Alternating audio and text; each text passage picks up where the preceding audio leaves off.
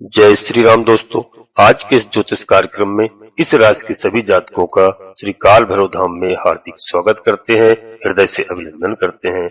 माता भद्रकाली, बाबा भैरवनाथ आप सभी के ऊपर सदैव कृपा बनाए रखें। जी हाँ दोस्तों, आप सभी को श्री काल भैरव धाम से बहुत बहुत शुभ आशीर्वाद। खुश रहें, प्रसन्न रहें, स्वस्थ रहें।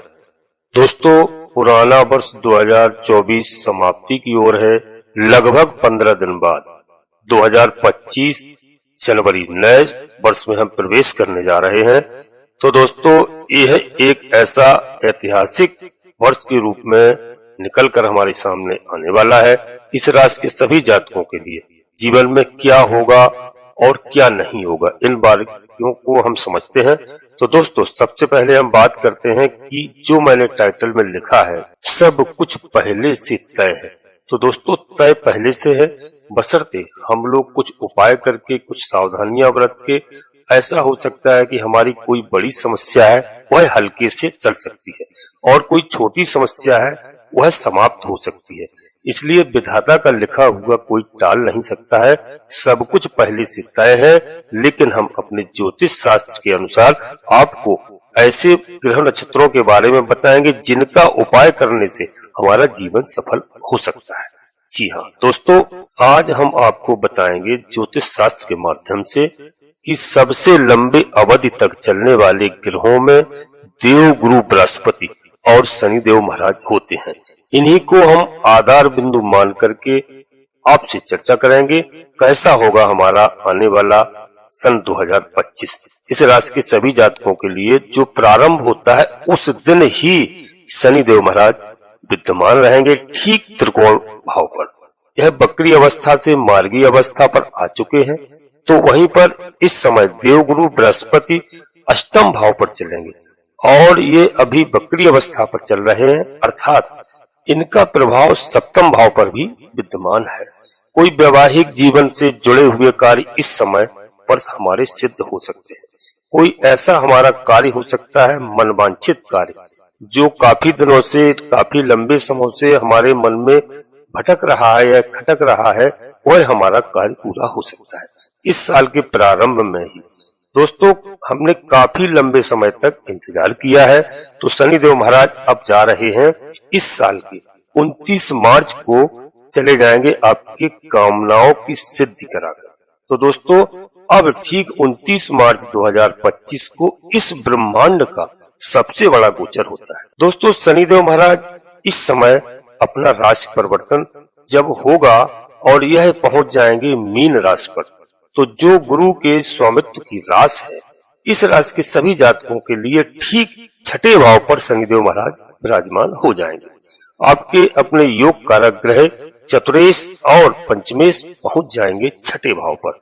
अब ये हमारे अंदर जो भी कामनाएं आएंगी, जो भी हम मन में सोचेंगे, अब बहुत हो गया है दोस्तों।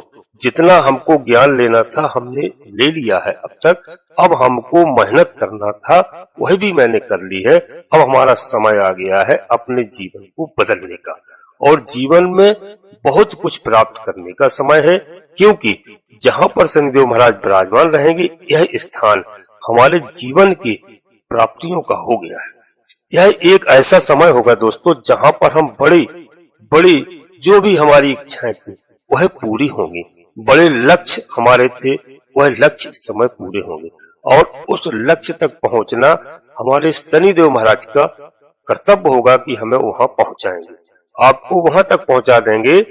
दोस्तों, छठे भाव पर शनिदेव महाराज विराजमान रहेंगे। यह एक ऐसा समय है, यह साल एक ऐसा साल है जहां पर आप अपने हर कार्य को करने में सफल होंगे। दैनिक जो भी हमारी क्रियाकलाप हैं, उत्सव आदि इस समय पर हमारे सबसे ज्यादा अच्छे होंगे। कोई हमारे पास कर्जा है अभी तक जो चला आ रहा है कई जगह से, तो वह हमारी सभी समस्याएं इस समय दूर होंगी।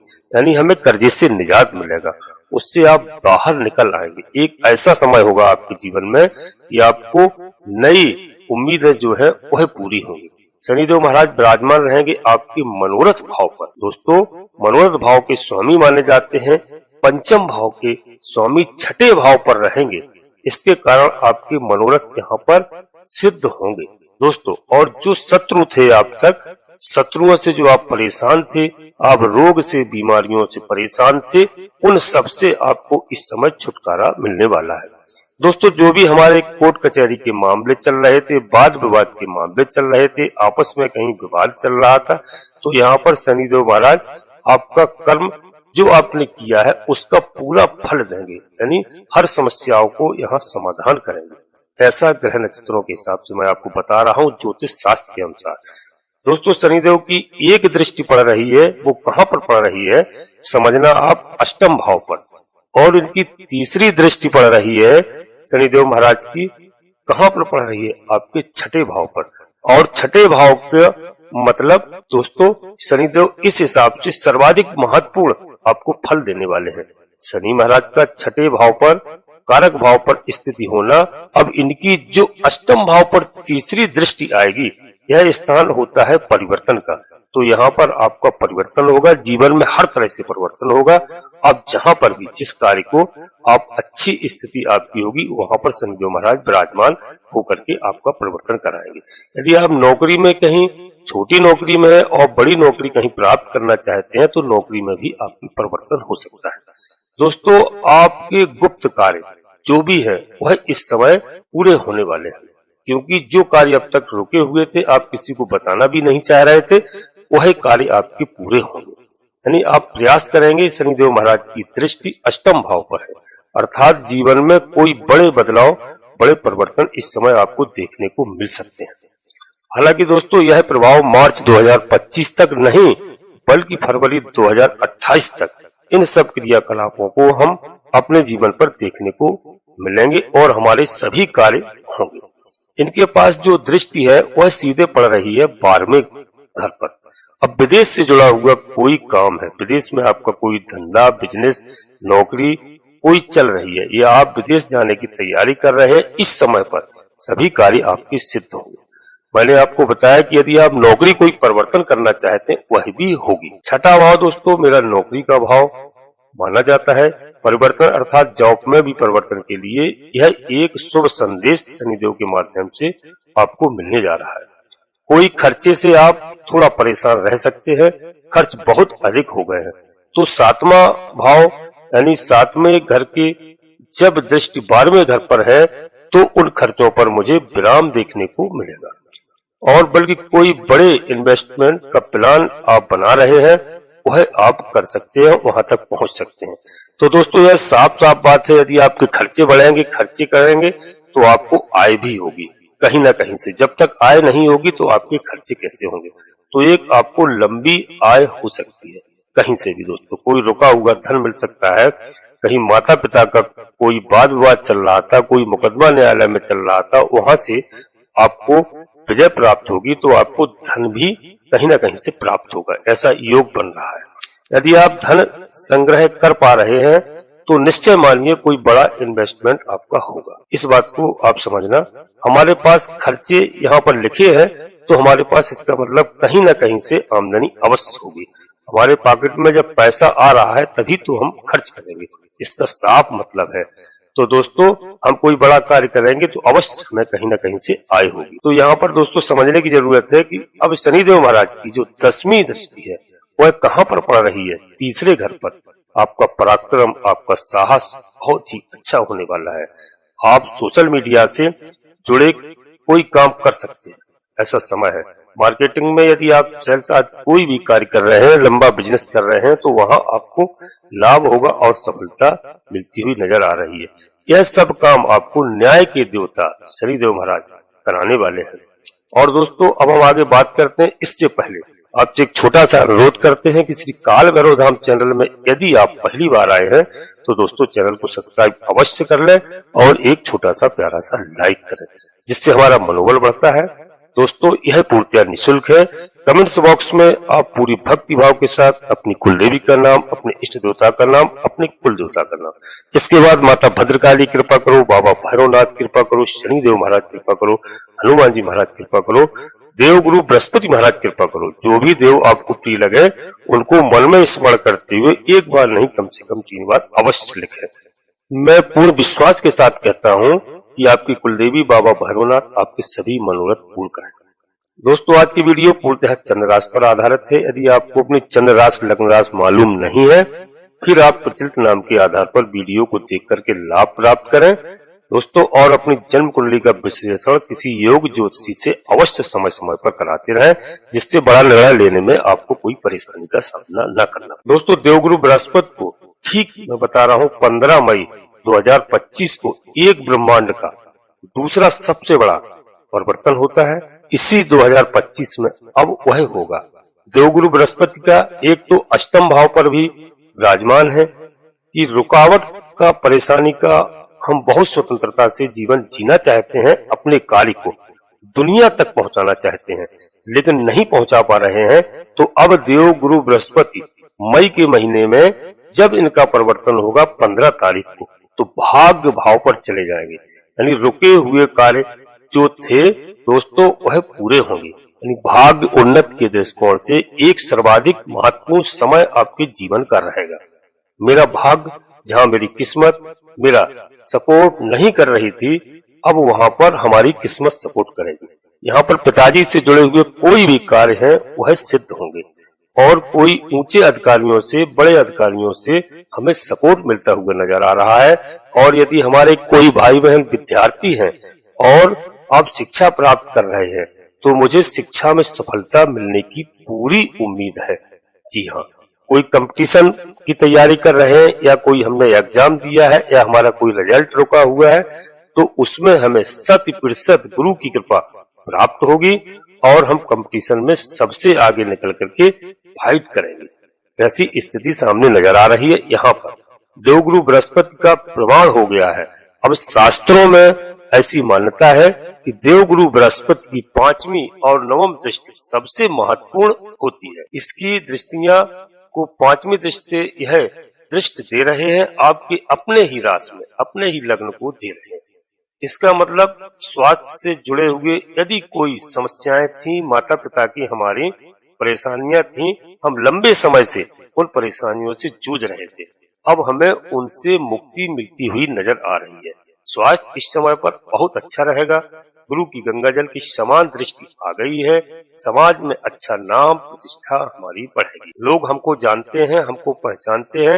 एक नए आयाम को हम प्राप्त यहाँ पर कर सकते। देवगुरु बृहस्पति की दृष्टि हमारे ऊपर स्वयं पर पड़ रही है दोस्तों। यह एक ऐसा समय है जहाँ पर हम लोगों को दिखा पाएंगे कि हमारे अंदर क्या है और हम क्या कर सकते हैं। सब कुछ देवगुरु बृहस्पति का प्रभाव है। इस समय गुरु की एक दृष्टि पड़ेगी हमारे तीसरे घर पर, फिर से तीसरे घर पर शनि की दृष्टि भी आ रही है, और देवगुरु बृहस्पति की भी दृष्टि है।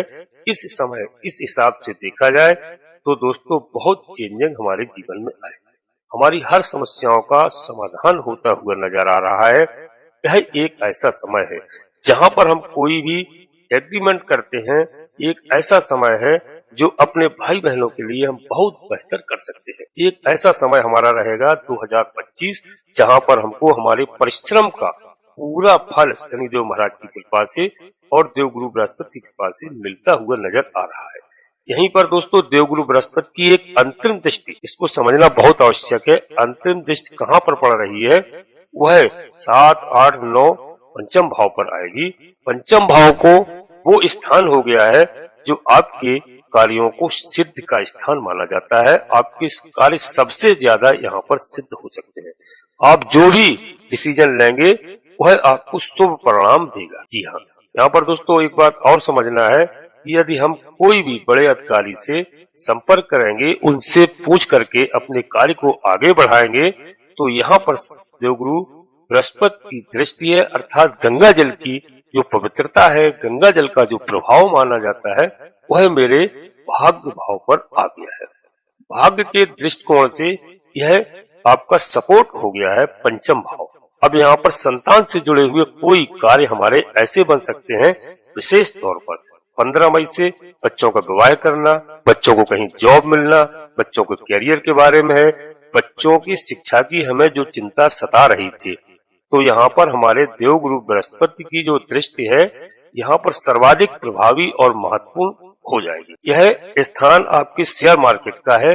शेयर मार्केट संबंधी कार्यों में आप संलग्न हैं, फिर वहां से जुड़ करके कोई काम कर रहे हैं या फिर शेयर मार्केट का आपने पैसा कहीं लगाया है, तो देवगुरु बृहस्पति की दृष्टि यहाँ पर आ रही है।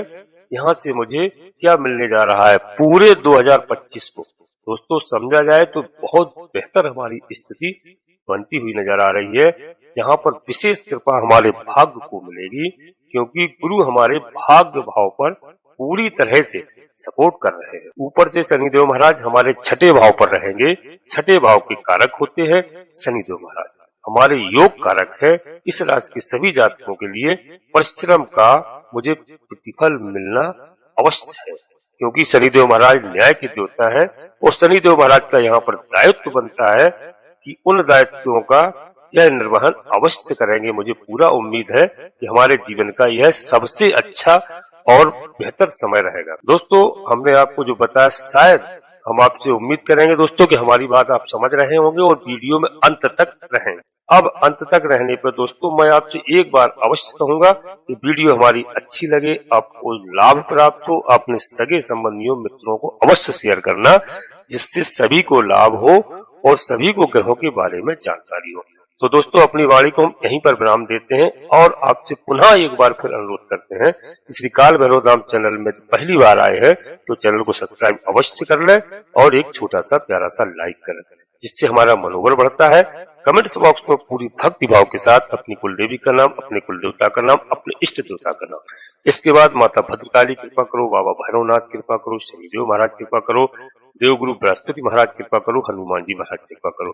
जो भी देव आपको प्रिय लगे उनको मन में स्मरण करते हुए एक बार नहीं कम से कम 3 बार अवश्य लिखें। और दोस्तों नोटिफिकेशन के बेल को दबा करके सिलेक्ट ऑल अवश्य कर लें, जिससे हमारी आने वाली वीडियो आपको समझ से प्राप्त हो सके। आप सभी लोग परिवार के साथ स्वस्थ रहें, मस्त रहें, खुश रहें। धन्यवाद दोस्तों। जय माता भद्रकाली, कृपा करो।